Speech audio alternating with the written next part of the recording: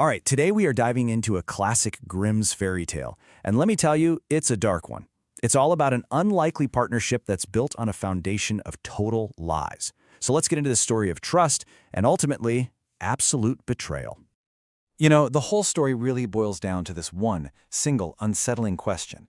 It's a question about power dynamics, about nature itself, and whether a genuine friendship is even possible when the stakes are literally life and death.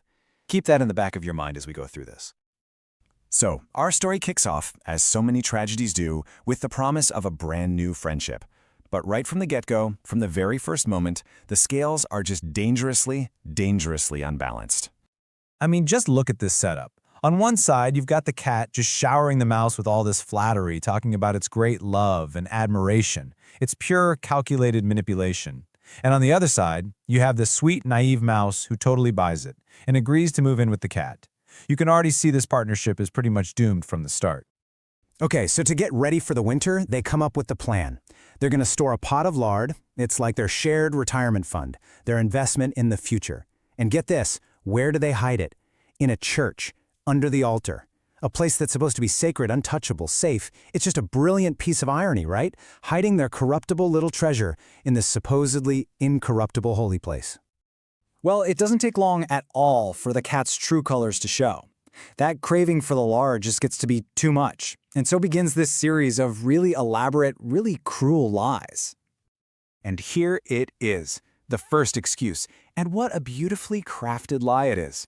A cousin, a very specific kitten, white with brown spots, and the huge honor of being asked to be godfather. It's designed to sound completely believable, especially to our unsuspecting mouse. But of course, we know the cat is really just sneaking off to the church.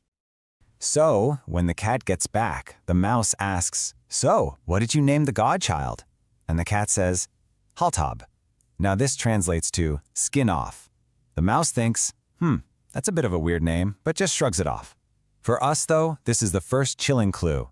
The cat has literally licked the skin, the very top layer, right off the lard.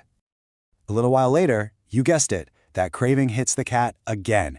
And this time, the lie is just as specific.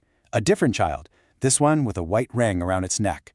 The cat is getting so much bolder now, and the poor mouse is just completely oblivious, busy keeping the house tidy. And the name of this second godchild, Halbaus, or put it another way, half gone. I mean, the confession is right there, out in the open. The cat has now eaten half of their shared winter savings. You can just feel the tension ratcheting up. You know the saying, third time's the charm? Well, in this story, it's more like the third time's the catastrophe.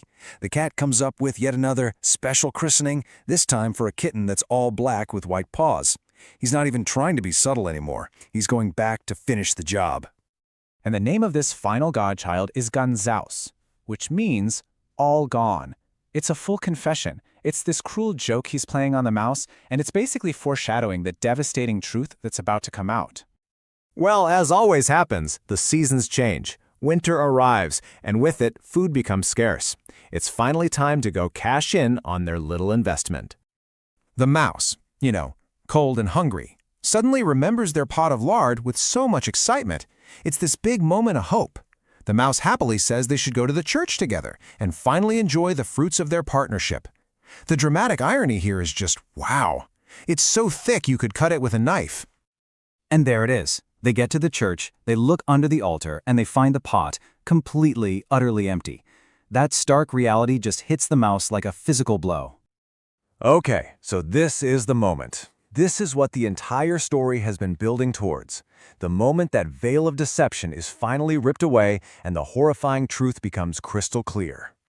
And suddenly, it's like a lightning bolt for the mouse. All those dots connect. Those weird, bizarre names, they all click into place in one horrible, devastating rush of clarity. Skin off, right after the top layer was eaten. Half gone, when half the pot was emptied. And finally, all gone. The cat's cruelty wasn't just in the theft, it was in the taunt, in this confession that was hidden in plain sight the whole time. But if you're hoping for some kind of justice for the mouse, well, you're reading the wrong kind of fairy tale. This story doesn't end with an apology or a lesson learned.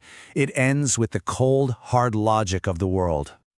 So as the mouse begins to shout its accusation, starting to say that final name, all gone, The cat doesn't even hesitate. It just pounces and swallows the mouse whole. And the story ends with that brutal, cynical summary, and that is how things go in the world. Betrayal isn't just punished, it's rewarded, and the victim is silenced forever. And that just leaves us with this final, lingering thought. This isn't just a story about a cat and a mouse, is it? It's a parable. It's about misplaced trust and the predators out there who use the language of friendship for their own gain. It forces us to ask a really uncomfortable question. Who is the cat in your life?